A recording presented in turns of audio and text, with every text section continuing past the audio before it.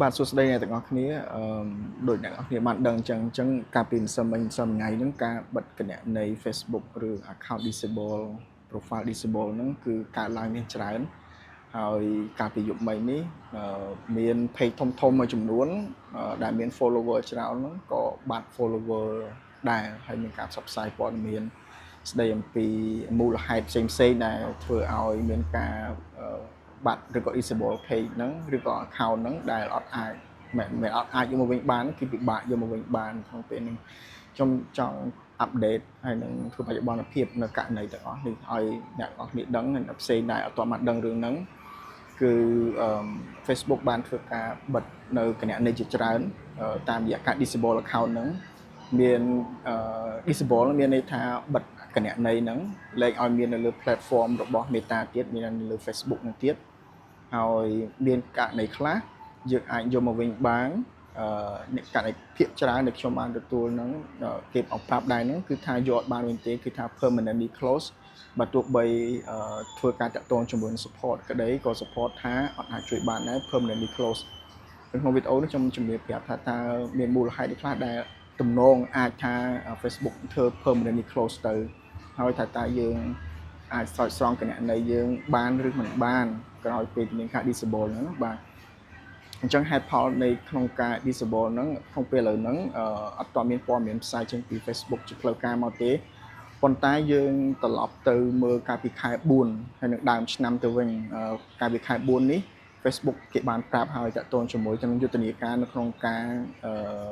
ប្រឆាំងជាមួយទៅនឹងការ comment ឬក៏គណនីដែលរំខានគេហៅ spam account ឬ spam comment ហ្នឹងណាបាទគេបានប្រាប់ហើយកាលពីជំនាន់នោះឯងហើយបន្ទាប់មកទៀតមកយើងឃើញមានការនិយាយគ្នាដែរតាក់ទងជាមួយទៅនឹងដោយសារតែក្នុងហើយជាប្រហែលថ្ងៃនេះតាក់ទងជាមួយទៅនឹងព័ត៌មានរបស់ FBI ចេញតាក់ទងជាមួយទៅនឹងយុទ្ធនាការរបស់អាមេរិកហើយនិងអង់គ្លេសរឿង scam នៅប្រទេសកម្ពុជាមានអ្នកខ្លះក៏បានចាត់ថានេះប្រហែលជាតាក់ទងជាមួយទៅនឹងអ្វីដែលជាយុទ្ធនាការនៅក្នុងការ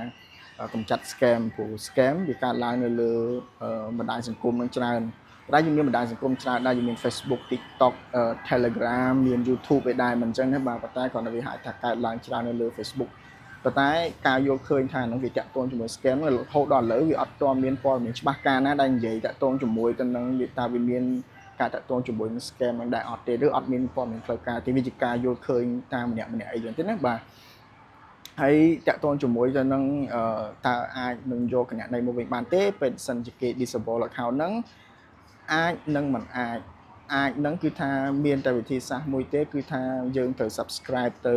Blue Tick ខ្ញុំនិយាយអញ្ចឹងអត់ឲ្យអ្នកនរគ្នាទៅនាំគ្នាទៅ subscribe ឲ្យភ្លាមទេព្រោះដើម្បី subscribe ទៅនឹងបានយើងទិញយើងមានលុយយើងមាន credit card យើងទិញបានហើយយើងធ្វើអត់អីទេប៉ុន្តែដើម្បីទៅតាក់ទង support វាត្រូវមានព័ត៌មានមួយចំនួនដើម្បីអាចស្នើសុំបានណាហើយបើយើងបាត់ account ហ្នឹងយើងទៅទិញ Blue Tick ហ្មងយើងទៅ subscribe ហ្មងវាអត់ទំនងអញ្ចឹងណាអញ្ចឹងយើងប្រហែលជាត្រូវពឹងពារអ្នកផ្សេងដែលគេមាន account ហ្នឹងឬគេអាចទៅទិញអា subscription ហ្នឹងដើម្បីគេអាច connect ទៅ support បាន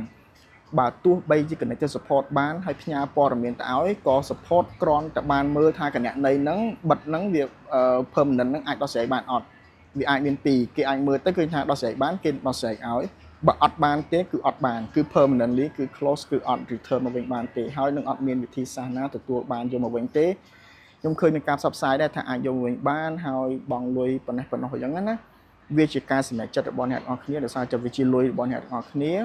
ខ្ញុំក៏លើកទឹកចិត្តថាសូមឲ្យប្រុងប្រយ័ត្ននៅពេលដែលផ្ដល់នឹងជ្រើសរើសសេវាកម្មទាំងអស់នោះដើម្បីមក recovery គណនីរបស់ខ្លួនឯងអញ្ចឹងណាបាទពីព្រោះពួកគាត់អត់អាចសន្យាបានទេ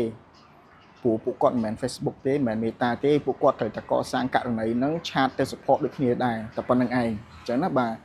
ហើយអ្នកតាគាត់ថាបើយើងទុកចិត្តគាត់យើងធ្លាប់ប្រើប្រាស់សេវាកម្មគាត់ហើយគាត់ល្អគាត់ទុកចិត្តបានជាការសម្រេចចិត្តរបស់អ្នកនរគ្នាក្នុងការជាសេវាកម្មគាត់បង់លុយឲ្យគាត់នឹងរឿងអ្នកនរគ្នា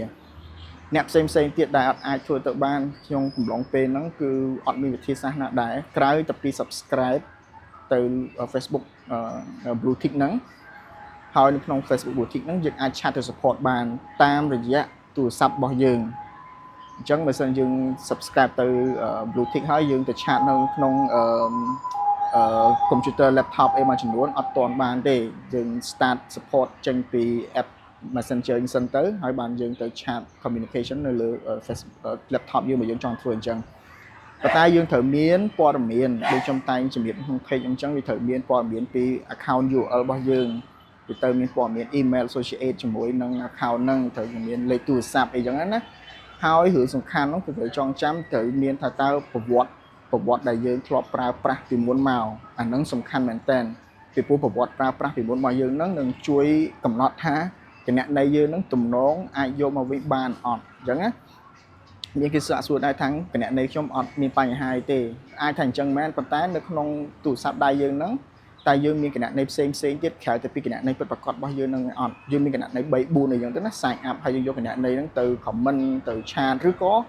ប្រើប្រាស់គណនីហ្នឹងជាមិនមែនជាយើងមិនមែនឈ្មោះយើងមិនមែនអីមួយចំនួនអញ្ចឹងតែយើងខ្ញុំហៅថាវាជា anonymous account អញ្ចឹងគណនីអនាមិកហើយមានគណនីមួយប្រភេទទៀតដែលជាគណនី associate ជាមួយទៅនឹង profile របស់យើងដែលយើងអាច create បាន Facebook ឲ្យយើង create គណនីផ្សេងខ្ញុំបានទួករណីប្រហែលជា2-3សប្តាហ៍មុនដែរតាក់ទងជាមួយនឹងការបាត់គណនីបែបអញ្ចឹងគាត់យកគណនីរបស់គាត់ associate ណាជាមួយ profile ហ្នឹងទៅ comment រឿងបាទរឿងថៃខ្មែរនឹងដែរទេបាទហើយក៏បាត់គណនីនឹងអញ្ចឹងបន្ទាប់ពីបាត់គណនី associate ហ្នឹងហើយវាបញ្ហាទៅដល់គណនី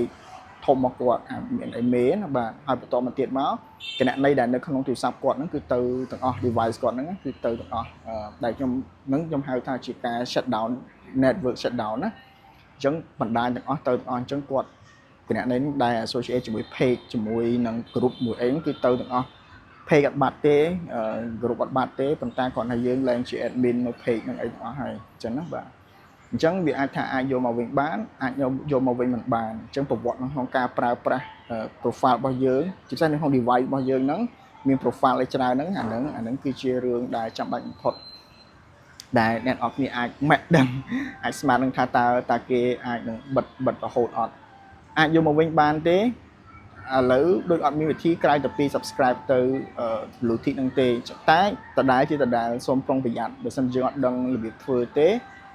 សាកសួរអ្នកដែលគេចេះដឹងអញ្ចឹងណាហើយកុំចំណាយលុយដែលអត់បានទទួលព័ត៌មានពិតប្រាកដអីចឹងណាហើយអត់មានអាណាគេការ៉ាន់ទីឲ្យយើងថាយកមកបានទេអត់មានទេសាកល្បងសិនបានគេដឹងថាបានមានតែប៉ុណ្្នឹងទេតាក់ទងជាមួយទៅនឹងវិធីសាស្ត្រការពារដែលធ្វើម៉េចដើម្បីយើងអត់ទាន់បាត់ឲ្យយើងបាត់ធ្វើម៉េចអត់មានវិធីសាស្ត្រការពារទេព្រោះវាជា automation វាជាតាមខ្ញុំដឹងគាត់មាន AI detection សម្រាប់ scam សម្រាប់ malicious account ហ្នឹងអញ្ចឹងបើសិនជាវាជា system យើងពិបាកទប់អញ្ចឹងឲ្យវាទៅសិនហើយបានអ្នករងគ្រោះហ្នឹងត្រូវតែ collect ព័ត៌មានហ្នឹងហើយប្រាប់ទៅ Facebook វិញអញ្ចឹងទៅវាមានវិធីសាស្ត្រហ្នឹងទេវិធីសាស្ត្រការពារខ្ញុំមិនគិតថាក្នុងពេលឥឡូវហ្នឹងបើសិនជាយើងអីធ្វើបើទោះបីជាយើងអត់ផុសយើងផុសក៏វានៅតែ scan ដដែលមិនអញ្ចឹងណាអញ្ចឹងខ្ញុំគិតថាធ្វើធម្មតាសិនអ្វីដែលយើងគួរធ្វើយើងធ្វើដដែលទៅកុំបារម្ភប៉ុន្តែគ្រាន់តែថាយើងត្រូវ save URL ទុកដូចខ្ញុំអញ្ចឹងខ្ញុំនៅក្នុង friend Facebook ខ្ញុំជួយគាត់ខ្ញុំ save friend URL របស់គាត់ក្នុងន័យថាក្នុងករណីថាគាត់បាត់ដែរគេត្រូវការ URL ដើម្បីទៅនិយាយមួយ Facebook គាត់មាន URL ទៅប្រាប់ថានេះ Facebook ខ្ញុំព្រោះការបាត់ភាគច្រើនគឺថាដល់ពេល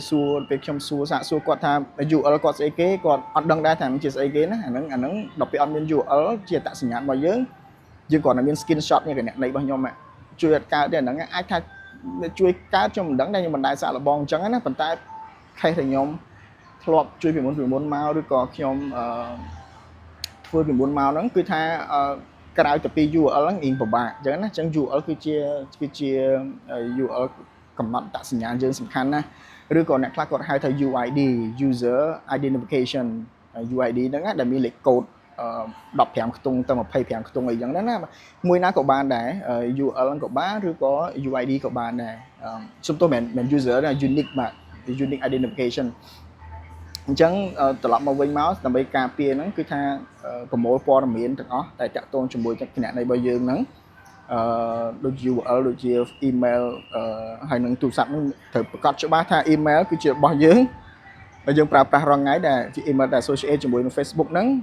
ទូរស័ព្ទគឺលេខរបស់យើងបាទចុះឈ្មោះ account របស់យើងណាបាទ ID card របស់យើងហើយ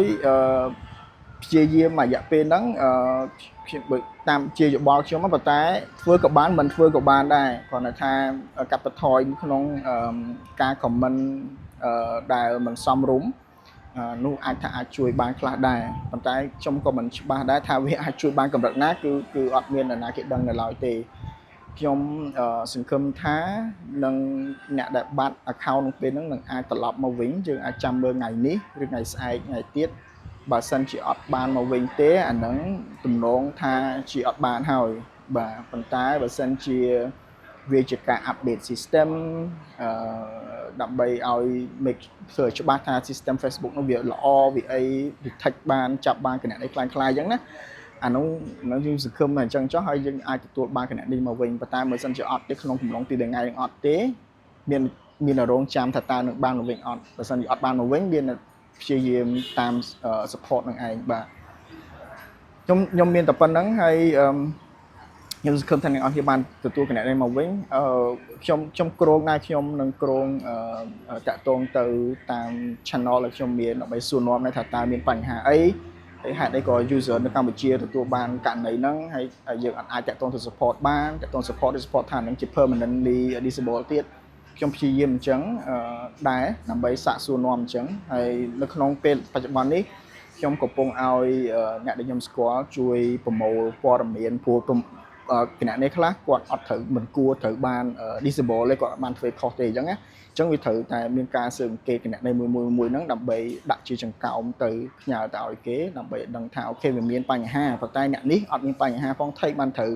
disable ដែរអញ្ចឹងវាត្រូវតែមានផុសតាងគេថាថៃបាន disable ហើយយើងគិតថាមិនស័ក្តិសមជាក្នុងការ disable យើងមានផុសតាងអីអញ្ចឹងវាត្រូវតែមានការស៊ើបអង្កេតគណៈនេះមួយចំនួនអញ្ចឹងណាដើម្បីជួយគ្នាយើងឡើងវិញខ្ញុំអរគុណច្រើនហើយយើងចាំអាប់ដេតថែមទៀតបើខ្ញុំមានព័ត៌មានថ្មីសូមអរគុណ